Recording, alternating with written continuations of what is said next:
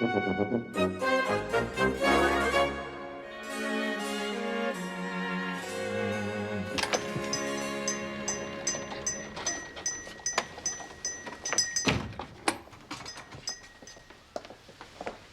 you're not here to read, but to observe Lady Tartlet's house. I wasn't reading, sir. I was looking over the top. You were reading. I saw your lips moving.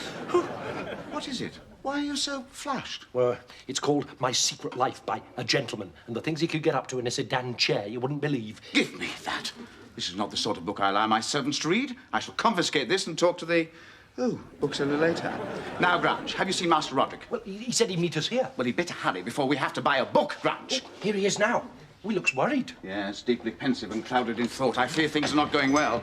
What is it, Roderick? Why this abstract gaze? You haven't seen My Secret Life by a Gentleman, have you? I'm sure I left it here yesterday. I just got to the bit where they were in the sedan chair. Never mind about that. How's it going with Fanny? Badly. Her father will not hear of our engagement. She is to marry someone of his choosing, the son of a brewer with 50,000 a year and as much ale as he can drink. Then you must elope. Elope? I can't even get a foot on the stair, Father. That aunt of hers watches her like a cat. She's never alone. Then we must wait until nightfall. But her aunt occupies the adjoining chamber and she's a light sleeper. And Lord Tartlet is confined to the ground floor with gout, dropsy and the windy spasms. He never rests. You don't, not with the windy spasms. Then I must create a diversion. How so? I shall seduce Lady Tartlet. What is the matter? Have I said something amusing? She's a lusty woman with an invalid husband. I can see no problem. Father, she is a lady of refinement and breeding, not a scullery maid. Roderick, you're forgetting that in my youth I was renowned for my lightning conquests. I once seduced Lady Dalrymple between the cheese and the nuts. And I have lost none of my amatory skills. But Father, she's a cultivated woman. She has surrounded herself with the choicest spirits of the age. Philosophers, poets, men of letters. I see. And which one's getting his leg over, Roderick? Well, they say Chesterfield's in with a shout, but they all have to be careful. Lord Tartlet has a short way with rivals. He has them beaten by ruffians, put into a sack and thrown from Tower Bridge. Don't worry. I shall charm them both. But Father... excuse me. A moment.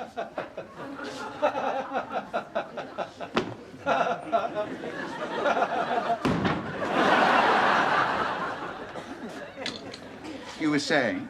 Father, your charm will be of no avail. She has sworn never to receive you. Your name is an anathema to her. Then I shall appear to her incognito, and you shall introduce us as soon as possible. What about now? For see, she is browsing amongst the books.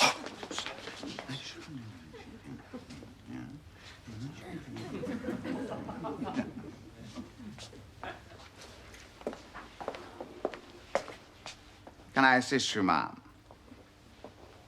I was looking for the Vicar of Wakefield. I don't think he's been in this morning. I was referring to the book, sir. You must forgive my levity. I can never resist the opportunity for a jest. I hope I didn't offend. No, but I'm not used to being spoken to by strangers. Then I shall amend that straight away. My name is Longstock. Now let us improve upon this happy chance. For life is short, but death is worse. The grave is silent. Do worms converse? A poem, sir. Something of my own. A fragment, no more. But you have aroused the muse in me, ma'am. Seeing you for the first time was like seeing Aphrodite arising from the foam. Sir, you go too far. Lady Tartlet, Roderick. is this gentleman annoying you? Well, no. Good heavens. Is it? It can't be. It is. Do I have the honor of addressing Longstock the poet? The same, sir. This is a great pleasure. I have much admired your ode, Reflections on the Death of a Kitten Crushed by the Bristol Stage. I found it most moving. You are too kind, sir. You are a poet? I'm a man of many parts. Poet, philosopher, man of letters. I don't recall the name of Longstock, nor have I seen any of your books. Excuse me. Mr. Longstock, isn't it? Sir? I wonder if you'd inscribe something inside the flyleaf. To Nathaniel Grunge, with an appropriate sentiment. I've long admired your work, sir. By all means. Oh, I can't believe it. Pray, may I stand here for a moment and listen to the gems of your conversation? I'm afraid not. My conversations are private. Then perhaps I may renew our acquaintance later. You may. Longstock, after all these years. Oh, happy day.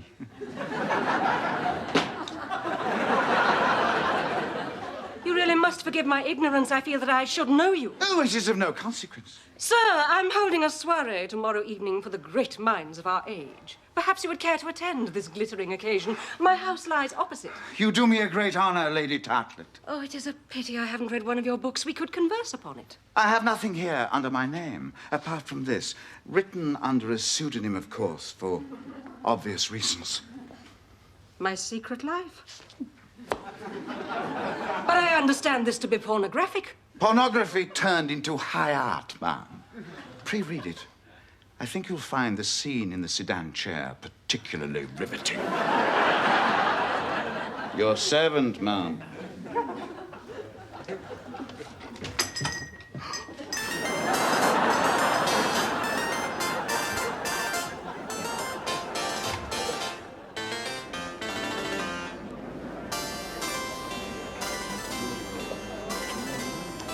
What am I doing here? That's what I want to know. You're a sycophantic admirer, Grange. All great wits have them. So stop picking a backside and try to look like a gentleman. I thought I looked like a gentleman. A wig does not make a gentleman, Grange. It requires wit, style, and an easy manner. And snuff. I notice I don't get any snuff. Well, you're not used to it. Just a pinch, sir. Very well. Be careful. If you sneeze, you'll blow your wig off. Oh, see what comes of aping your better scrunch. That was a penny an ounce. Now, have you got your notebook? Yes, but why? I've told you to write down me witty sayings, me epigrams, bon mots, repartees, and amusing sallies. That'll be the day. What was that? Nothing. Where's Master Roderick? He's over there, fingering his pommel. He must be nervous. You seem nervous, Roderick. I am, Fanny. For tonight, I believe we are to enter the gates of ecstasy. Oh, Roderick. I love it when you talk dirty to me. But how are we to enter the gates when my aunt sits before them like a gorgon? Not tonight. For tonight, Perseus shall slay the Gorgon. How so? Longstock the poet will divert her and give us the opportunity to elope. It may be so, for in truth, since she has met Longstock, she has talked of no one else. Yet I know him not. Who is this fascinating stranger? Fascinating indeed, Fanny, but no stranger. You will know him, but you must dissemble. Oh, it is a stratagem. Exactly. Ah, Roderick. Where is Longstock? I must confess I'm eager to renew our acquaintance. I found his book most stimulating. I'd like to introduce him to our circle. Then your wish is granted, Lady Tartlet, for see, he comes. Your servant, ma'am. Longstock, I'd like to introduce my niece, Fanny Fowlacre. Charmed. But I know this man. It is my lover's father. His name is Haggard. How can it be that he now calls himself Longstock? It is a diversion, and the colour has left my cheeks. I must dissemble. No one shall know my secret. I'm delighted to make your acquaintance. Longstock, I'd like you to meet my Lord Chesterfield. He could be of great help to you. Lord Chesterfield, Longstock, the poet. A poet, you say? I've scribbled a few lines that are not without merit. I don't think I've heard of you, Longstock. Really, you surprise me. My ode to an expiring chaffinch has been much admired. Then perhaps you would oblige us with a stanza. I'm sure we'd all be most interested. Then I suggest you buy the book, sir, for no man but a blockhead ever wrote, except for money. Very good. I'm sure I've heard that before. I am often quoted. Am I to presume that you are looking for a patron? Indeed not. For what is a patron but a wretch who supports with insolence and is paid by flattery? Brilliant. Didn't Dr. Johnson say that? Not yet, my lord, but he will. Oh, you must not tease Lord Chesterfield so, Longstock. It's of no consequence, ma'am. A fly may sting a noble horse, but in the end, the fly is still an insect, whilst the horse is still noble. Nice one, Chesterfield. See, Lord Chesterfield's a great wit, Longstock. Yes, I've always considered him to be a lord amongst wits. Now I find him merely a wit amongst lords. Clever. You mock me, sir? I'm afraid I can't take seriously a man who was named after a sofa. You have the manners of a dancing master, sir. On the contrary, the proof of my good manners is my ability to put up with your bad ones, sir. Oh, Bah! Oh, that was brilliant, Longstock. Oh, that was nothing. Sir, you sat upon Lord Tartlet. Oh, my deepest apologies. I fear I may have injured your father's foot. Oh, not my father. My husband. You must have suffered a great deal, sir. I suffer from gout, that is all, sir. His lordship is rather sensitive upon the matter. Then he should be bled twice a day and fed with lentils and kept off this accursed stuff. Otherwise, your wife will continue to look 20 years younger. Lady Tartlet is my second wife, sir. I'm afraid his lordship's first marriage was not a happy one. I see. Well, to be married once could be considered a mistake, but to be married twice, well, that must be a triumph of hope over experience. I see you're a terrible cynic, Longstock. Come, let us take a turn on the terrace and we can discuss your book. Delighted.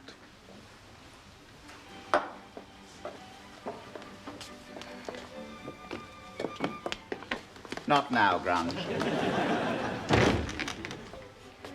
I hardly dare to be alone with you, Longstock, after reading your book. Why not? Well, it was so improper. It was rather steamy, was it not? I had to keep reminding myself it was only fiction. Fiction! It happens every day, Ma. But the incident in the sedan chair between the Countess and Walter, even if it was physically possible, would she have yielded to someone who'd merely approached to inquire the way to Blackheath? You're forgetting that the Countess was Italian and had worked previously in a circus as a contortionist. It was perfectly believable, Ma. I suppose you're going to tell me that Walter's believable, too. I see him in the mirror every morning. What? Then I'm in danger. No, I'm the one who's in danger.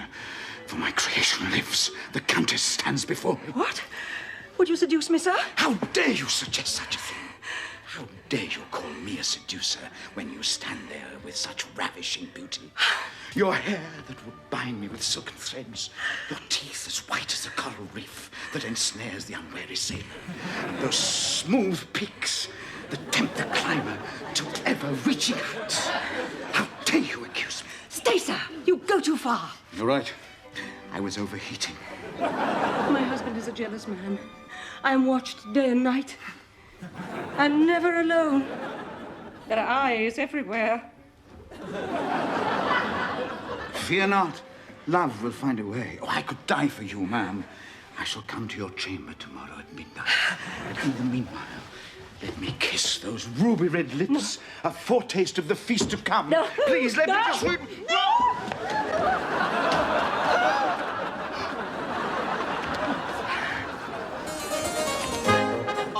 Tis my delight on a shining night, the season of the year. More wine, No, Father? Roderick, I must keep a clear head, for tonight I worship at the temple of Aphrodite. I didn't know we were going to church. Shut up, Grudge. You have an assignation. With Lady Tartlet. I thought so. Your parting last night was most affectionate. You bowed so low, you almost split your knee breeches. Yes, and by midnight tonight, with any luck, I shall be enjoying the felicities of her person. The felicities of a person. The first woman of rank I've enjoyed for 17 years. The first since Lady Dalrymple. Oh, those were the days. What happened, sir? The memory fails to record the number of times we conjoined in the lists of Venus. Conjoined? Falling apart, breathless like spent swimmers, refreshing ourselves with brandy and negus, and then hurling ourselves once more into the fray. Then what happened? Well, with her ardour and my velocity, the very bed itself collapsed, and we fell into the chamber below. Father, control yourself. You're drooling. And so is Grunge, and you're forgetting the plot. No, I'm not forgetting the plot. We hire the chair for midnight. We bring it round to the rear of the house at the stroke of 12. We throw gravel up to Fanny's window. She will throw a few simple possessions down to you, and then emerge as though to take the night air. She'll be simple. There could be much danger.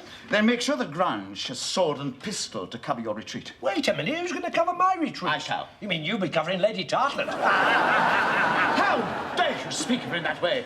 She's a woman of refinement. It's not what I've read. You mean she's been lampooned again? Where did you read it? Not the Examiner. No, it was on the wall of a pie shop in Cheapside.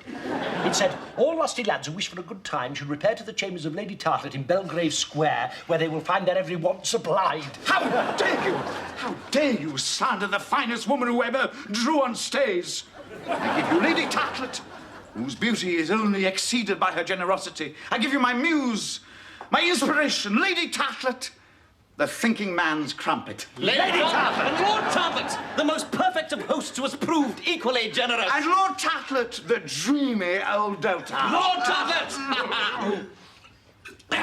Father, will he not wake? No, for the same reason that Lord Dalrymple did not wake.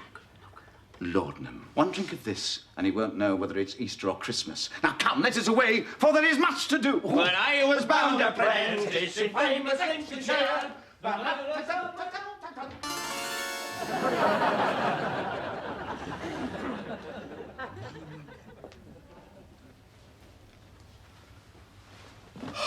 Longstock, you are early. Forgive me. I could not control my amorous propensities any longer. Oh, and one brief glimpse of that white bosom has rendered me speechless. Quick, one embrace before I become unglued. But what if my husband comes? Don't worry. 'Twould take him half an hour to mount the stairs. A kiss, I say. But I'm watched day and night. He has spies everywhere. Love laughs at such danger. After all, what could he do to me? Where is your husband now? He's at cards. Then we are alone. Yes. A moment.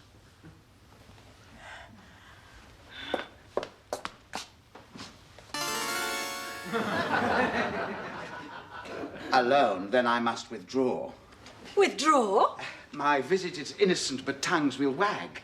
And as you know, Lord Tartlet is dearer to me than any man. I am composing a verse in his honor, a paean of praise. Once I found a word that rhymes with Tartlet. It begins, "O noble Tartlet, champion of freedom, defender of the weak, who walks with bandaged foot through halls of fame." Ah, Lord Tartlet, I was just talking about you. So I heard. You may retire, my dear. I'll entertain Mr. Longstock. Yes, my husband. Good night, Mr. Longstock. Good night, ma'am. Allow me to assist you, sir. I can see that the foot is painful A tonight. minor irritation, no more. Do not deceive yourself, Longstock. Do not underestimate my strength. Lord Effington made that mistake. Oh, the champion hurdler. Until his tragic accident. Now they say he seldom goes abroad without a nurse. Brandy? Thank you. They say he was set upon by rogues. Yes. Where did they find him? In a sack on Hampstead Heath. A sad story. A cautionary tale. He was very popular with the ladies, and he had many enemies. Why, even Lady Tartlet was partial to his company. In fact, I once found them here together alone. And if I'd been a jealous man... Incidentally, Longstock, what were you doing here? Alone? I hope to find you in, my lord. I brought you the sovereign cure for gout. It's my father's remedy. He once took this, arose from a bed of pain, and walked 5 miles to a hanging. Sounds very efficacious. Would it go with brandy? Of course. Cheers. Oh, Longstock, would you close the window? I feel a draught. Certainly.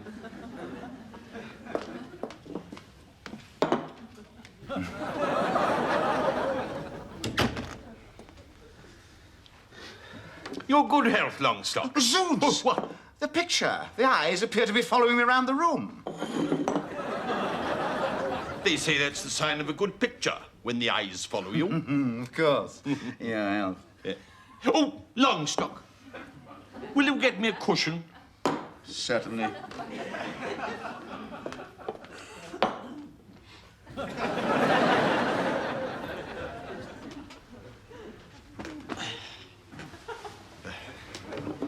Here's to you, Longstock. Oh, heavens! What? The eyes. I swear they blinked. They say that's the sign of a good picture, when the eyes appear to blink. Your health, sir. And yours. Haggard. You must be mistaken. No, I heard it at the Mitre Tavern, that your name's not Longstock, but Haggard, that you intend to seduce my wife and make off with my niece Fanny. The very idea. I hope you refuted the rumor. I didn't. You're a blackguard, Haggard. You know what I'm going to do? I'm going to call the servants.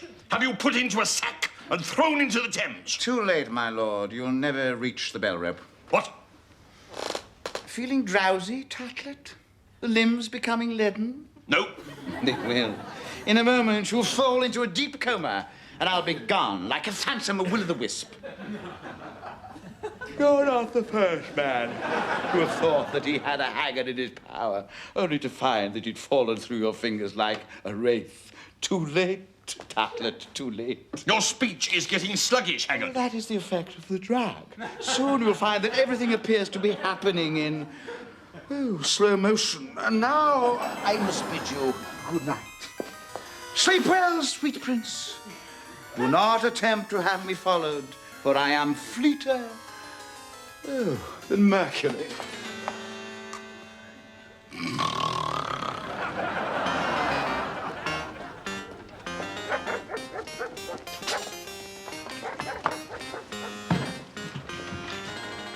I'll summon you when we're ready with the low hoot of an owl. In the meantime, wait out of sight. And no smoking. If all goes well, there'll be another penny in it when the job's done. Can they be trusted? No, but they can be bought. They're grateful. You saw the way they touched their forelocks. But is a penny enough? They're glad of it, Grunge. The Americans haven't come again this year. I wish it was all over. What was that? Careful with that pistol, Grunge. You'll blow your kneecaps off. I don't fancy being run through. Oh! When do we get out of here? When the clock chimes, Fanny will throw down a small bag of possessions and emerge as though to take the night air. A neat plan. Yes, Father has thought of everything.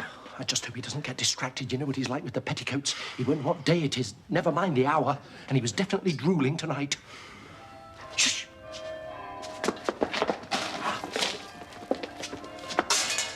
Oh! You said a small bag of possessions. What's that, a three-piece suite? I'm not carrying that. Of course you'll carry it. Oh, no, I didn't sign on for this, not with my hernia. Why don't we put that in the chair and let her walk? What? My peerless beauty walk the streets. You'll do as you're told, Grunge. It's probably her trousseau. I don't care. I don't call that a small bag of possessions. What was that? Trousseau? I think she's got the bridesmaid in there as well. It must be Fanny. She must have misunderstood the plan. And you take her, you don't. Oh, you mean she dropped out of the window and her simple possessions are coming through the door? Is it likely, sir? You're right. Then who is it? Roderick, Father! tell Grunge if he kicks me once more, I'll have him emasculated with a blunt cutlass. Now get down there. What happened? I was drugged. What about Fanny? Never mind about Fanny. We've got to get out of here. Why? Why? Because the river's the next stop. Now, quick, assist me. Assist me. No, who's out there? Quick, damn it. Who's out there? I'm out of the room. Wait a minute, what's this chair doing here? Who is with it? Excuse me, is this Belgrave Gardens? No, madam, it's Belgrave Square. Oh, what a stupid mistake. Chairman, let us away.